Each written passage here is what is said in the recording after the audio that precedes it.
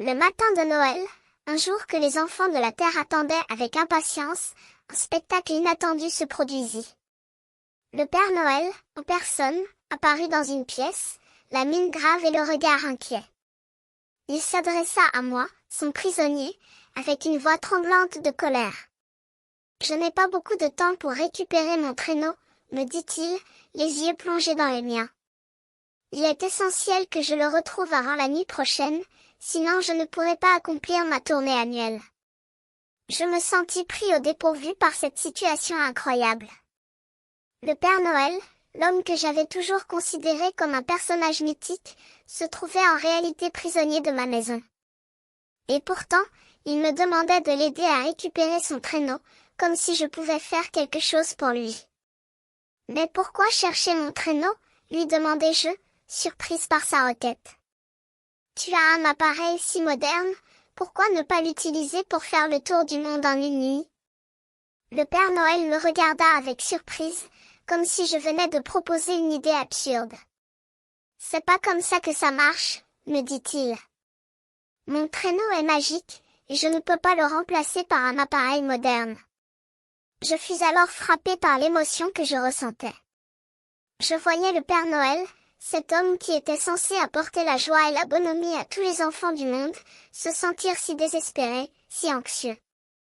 Je compris que je devais l'aider, pour ne pas laisser les enfants attendre en vain la nuit prochaine. « Alors, allons-y, » lui dis-je, décidé à l'aider.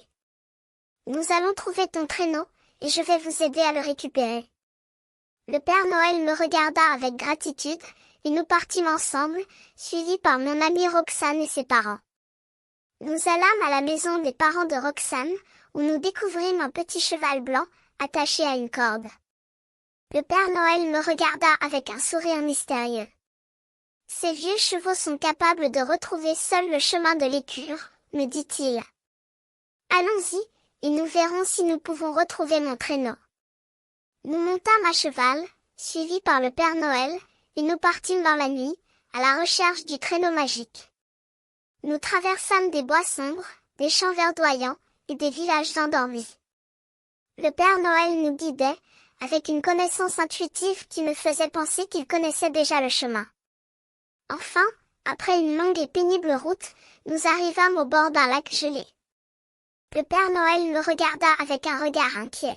« C'est là, » me dit-il. « Mon traîneau est caché sous une boule de neige, dans le lac. » Nous nous approchâmes du lac, et je vis, à travers la neige, la forme du traîneau, sombre et majestueux.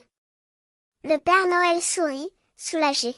« Merci, mon prisonnier, » me dit-il, en me secouant la main.